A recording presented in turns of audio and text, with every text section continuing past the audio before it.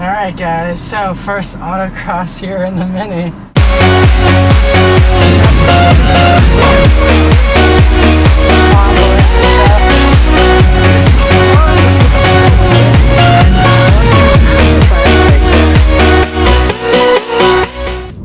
What's up everybody, WRX fan here for Mini Weekly Update number 15 on this Friday. So what's new with the Mini? Well, the minor issue I had last week, it was very easy, 5-minute fix. I literally just screwed it on, and tightened it up, and everything was good. So I haven't had any issues. It hasn't popped off anymore since then. But I think one or two commenters actually said with their Minis they had the same thing happen. So that's kind of funny. And so yeah, I mean. And like another commenter said, it's kind of a little bit of the charm of this car. People that have owned British cars or Italian cars, like even Top Gear, and saying how Alphas are supposed to be crap because that's part of the charm of them and stuff like that. That's kind of silly, I guess. Some people would say that's dumb, I want a reliable car. But it does kind of give this charm and this bit of unexpected, it's always a surprise, it's always an adventure. And, obviously, if it got to the point where I was really doubting whether or not I could get from point A to point B in this car, that would be a little bit much. But, I mean, these minor problems, it's not that big of a deal. Like I said, I have the warranty, so it's not like I'm really worried about, it costing me an arm and a leg. The warranty's good for 3 years. I will be getting a different car within 3 years, hopefully.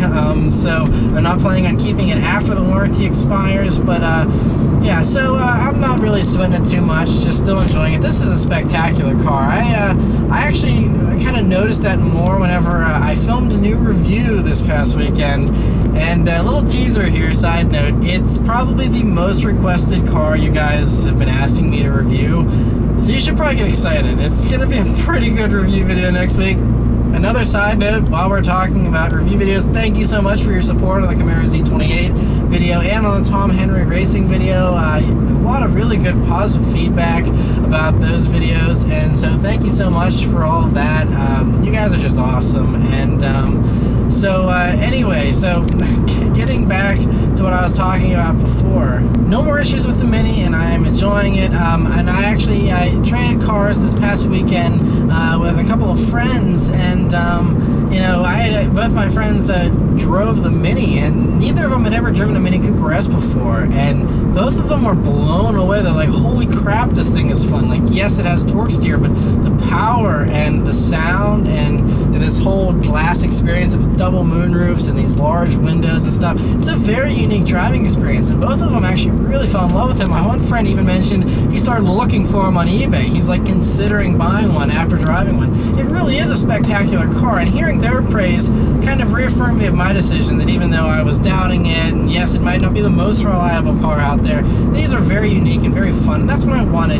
Stuff like the Civic Si, not to knock those of you that have stuff like that, but it looks like a Honda Civic, and I wanted something that was different and stood out a little bit, and so that's kind of why I went with the Mini. And so anyway, while I'm going to go back to, I'm hopping all over the place here, sorry today, but so I want to go back and how I was thanking you guys for your support on the reviews. Thank you so much for your support with the tip jar feature that I debuted last week, where you're able to donate money. I was blown away. You guys donated over $200 over this past week. One very generous person contributed 100 of those dollars, but still, I mean, that's amazing. Just out of the goodness of your hearts, you guys just were thankful and you appreciated what I do, and you wanted to support me, and you truly, want to see this channel grow, and you're willing to put your own dollars behind that to make that happen. And like I've said last week, how things haven't been ideal financially, so it really helps more than it really does. And so thank you so much to all of you that donated. It's really overwhelming. So once again, thank you. You guys are awesome. Like I said, with all your support on all the reviews and on everything, it's I really feel blessed and fortunate, and I love this community that we have. So yeah, and speaking of that, we should probably do another live stream here soon, because I love doing those. I love talking cars with you guys for hours on end, and answering all your questions and stuff. So I gotta figure out a time when we can do another one of those, but I definitely want to do one of those And maybe when we hit 80,000 subscribers, I think we're getting pretty close to that. So maybe in a week or two when we hit 80,000, we can do that. While we're talking about subscribers too, another jump here. Huge congratulations to David Patterson, that dude in blue, for just crossing 100,000 subscribers. That's amazing, and it's so awesome to see just how much his channel is growing, and I couldn't be happier for him. So congratulations, David, you deserve it, and you bust your butt with these videos that you're pulling all-nighters and stuff. So if anyone deserves it, it's definitely you. So yeah, but that's it for all the updates, guys. So I'll send it back to me at the news desk for this week's news. Right, so for this week's news, the first thing is that the 2015 Ford Mustang production has started this week in Flat Rock, Michigan, where it's been built since 2005. And, you know, I'm a huge 2015 Mustang fan in general, so very excited to see the next generation already starting to be built. And hopefully we'll see them in dealerships here soon. What I've been hearing is it's going to be late September, early October is when they're going to start showing up here at dealerships. And I already have my test drive scheduled. I can't wait. So I'm very excited to see that they're starting to be made.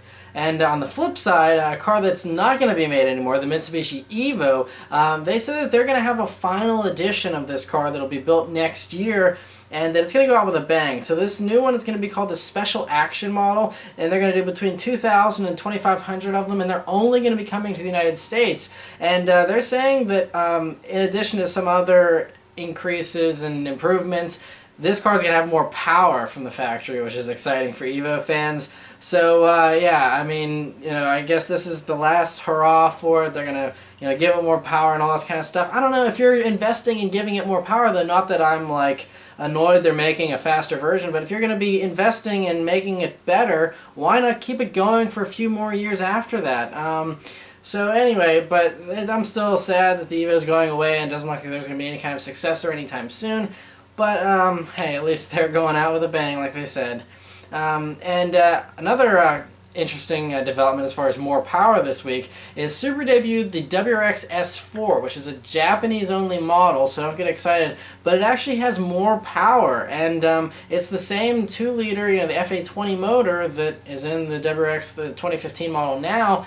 They're saying that for this S4 model, which the S4 stands for Sports Performance, Safety, Performance, Smart Driving, and Sophisticated Feel. That's where the 4 S's come in for the S4. But they're saying that it's going to have 296 horsepower and 295 foot-pounds of torque, which is going to be pretty impressive. And it shows that, I mean, obviously Cobb and other tuners have probably already gotten this amount of power out of this motor, but it still shows that a turbocharged version of the WRZ motor is good for 300 horsepower, essentially, easily, safely, from the factory with a warranty. So, still, Subaru, please, STI BRZ with this motor, 296 horsepower, would be amazing. Amazing. So anyway, we can all dream, right? But yeah, so very cool. The only bummer about this S4 is it only comes with the CVT automatic transmission. They say in the Sport Sharp mode it has like an 8-speed shiftability thing, so it feels like an 8-speed automatic, but still CVT. So, you know, it's cool. It's a little more sophisticated, a little more upmarket on the inside, things like that. But minor changes, and yeah, sadly only for Japan. They got all the good stuff still. Now for some supercar news. Interesting little, I don't know, controversy, I guess you could say, this week is that there's been people that have been testing the new Huracan recently, the Lamborghini Huracan, and they've been getting faster 0 to 60 times than its big brother, the Aventador. So the Aventador is good for, I think they've said 2.8 seconds 0 to 60, something like that. The Huracan's been consistently doing 2.5 seconds 0 to 60 times, which makes sense. It's a lighter car, and it's only down by 70 horsepower. So, you know, I think I think the way Lamborghini's going to fix this is they're just going to bring out the next version of the Aventador, because the Aventador, you know, like with the Murcielago, how there was the standard Murcielago and then they bumped it up a good amount. I think the stock Murcielago when it came out had 580 horsepower. They bumped it up to 640 for the LP 640 model, and so that's a 60 horsepower boost. I would expect the new Aventador, you know, the LP 760 or whatever they're going to be calling it, you know, that it's going to have a good amount more power. I think that's how they're going to fix this. And so yeah, the Huracan might be the 0 to 60 king. I mean, obviously, in a straight line, the Aventador has more power. It's going to pull away eventually. But the Huracan's a pretty impressive car, understeer aside. And some other supercar news is, while we're talking about more power, that seems to be the theme this week. Ferrari they were outspotted testing a 458M is what they're speculating that these are going to be called. So basically it's going to have a turbo motor, kind of like the new Ferrari California has, and but they're saying that in the California it's a lot less powerful, and it's not even as powerful as the current 458. This turbo V8 that's going to be in the 458M, they're guessing is going to have about 670 horsepower, which will be impressive, and I'm kind of surprised. I thought they would just do a new model and not just a faster 458, because there was no boost to the 430. It was just the Scuderia, and then they had the 458 come out. They already are doing the 458 Speciale. That's the Scuderia version. I was expecting there to be a Ferrari 470 or 475 or whatever they're going to be calling it, but instead it looks, at least right now, it just looks like a 458 that might have some more aggressive body panels on it. Still basically is a 458 though. So obviously the 458 is a beautiful car. It's still selling very well. They're still holding their value really well. So there's no need to hurry up and jump ship and change designs, but the 458's been around for a while now, and so it'll be interesting to see just how long they continue on with the 458, but very cool to see that model, so hopefully they give us more details soon. Next is, there's been talks about this Maserati SUV that's going to be coming out, and a lot of people were worried it would be based on a Jeep Grand Cherokee, which would pretty much cheapen it a lot. And this new spy shot shows there's a Levante mule running around that's basically like a Ghibli that's been lifted. It looks kind of bizarre, but it shows they're obviously using a Maserati platform for this SUV they're going to be doing, and so yeah, it's good to see that they're not going to just be making a nicer Jeep. It's actually going to be a Maserati. So that's good. And some other restyling news here. Volkswagen is already planning on coming out with the next generation Mark 8 version of the Golf. They could arrive by 2017, because even though the one that we have now, the Mark 7, is new to us, it's been around Europe for already a year or two, and Volkswagen is in this really bad sales slump recently, and they cannot get any traction, it seems. And so I think they're kind of getting frantic and saying, all right, let's just hurry up and restyle everything, and here you go, buy cars. And so that's kind of what they're doing, I think. So they're scrambling here to get a new version of the Golf out, because I guess the current one isn't doing as well as they would like. And so that should be coming in 2017. So pretty quick on the restyle, but hey, look at Subaru. They were restyling with WRX every 2 years back in the 2000s. So interesting to see that they're going to be restyling it though. Next is Alfa Romeo is considering an F-Type fighter. This is just a rumor, but they'd be calling it the 6C, and they'd say it would look more like the 8C Competizione than it would the 4C. So it would basically be a baby 8C essentially, with curvy lines, and they're saying it would probably have the same turbocharged V6 that you get in the Maserati Ghibli, and so that would be good. It's a twin turbo V6, and it's good for 404 horsepower in the Ghibli, which would be a nice competitor to the V6 Jag, the V6S, which does 380 horsepower. And so they're saying that it would probably be based on the Maserati Alfieri, which is going to be coming out in 2016. So same chassis, which could be a pretty spectacular car. So yeah, this is still just a rumor. Who knows when it'll be coming out? They're saying it's going to be 2017 is what they're guessing, based on Alfa Romeo's 5-year plan and things like that. So yeah, more sports cars from Alfa Romeo. It's a good time in history. So yeah, excited to see that. Another sports car thing, another rumor about the Nissan IDX that so many people really want to see made, and my last report several weeks ago said that Nissan probably wasn't going to be able to build the IDX just because they don't think they would sell enough of them, and building a cheap car all on your own, it's rear-wheel drive and lightweight and all that kind of stuff, it's tough to do. That's why Subaru partnered with Toyota. But Nissan's they're trying still. They think they might have found a solution on how they can get this car built. What they're thinking about doing is they are developing a new Z, 390Z or 400Z, whatever they're going to call it. That'll be coming out, I have no idea when, but they have a chassis, a platform for that car. They're considering using that platform for the IDX. Obviously the 370 or 390 or whatever would slot above. This would be the cheap one in the $20,000 range, and it'd be lightweight and basic, but they could use the same platform. The 370 or the Z car would have more power, and probably be nicer inside, that kind of stuff. So that's why they can still use the same platform and still be different cars. So that would be great. I mean, that would be awesome, and hopefully they can proceed and actually get these cars built. So very excited to see that. Very excited to see the next Z car, by the way, too. I mean, they mentioned it in passing, but I can't wait to, hopefully that'll be coming soon, too, because the 370Z is a great car. I loved it. I just reviewed it recently, but I mean, they could use a new one. So hopefully that comes out soon. Another car just debuted this week is the 2015 Volvo XC90, which I gotta say, I really like this new direction of Volvo a lot. It's a really good-looking car as far as SUVs go, and you know, I mean, it's conservative but classy. I love you know, what people are calling the Hammer of Thor LEDs in the front of the headlight there. Very, very cool looking, I think, and the interiors on these, I mean, all digital gauges. It has a tablet-sized, you know, touch screen in the middle there for your center console, and I mean, it's a really beautifully designed car, and you can get with a 400 horsepower hybrid plug-in powertrain and stuff.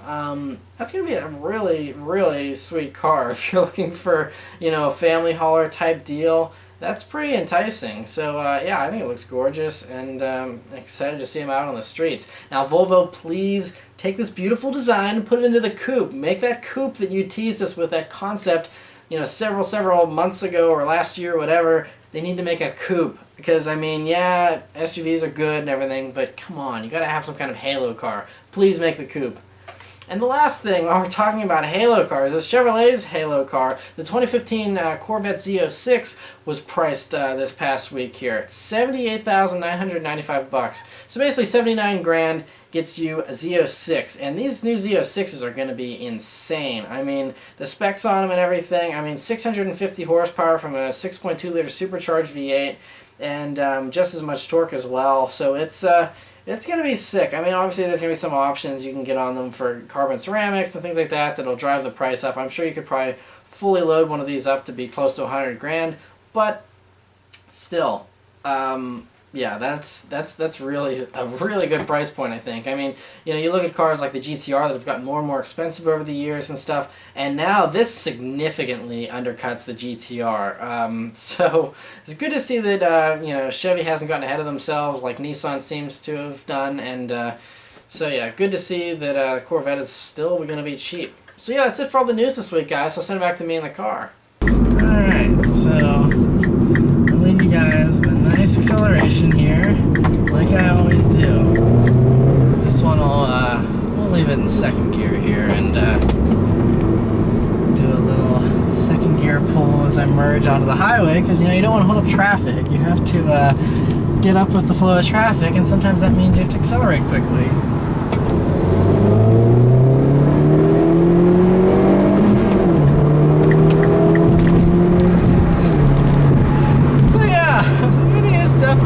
It's not, you know, tail happy like the BRZ. I still miss rear wheel drive, but this is fun. So yeah, thanks for watching, guys, and I'll see you next week. Take care.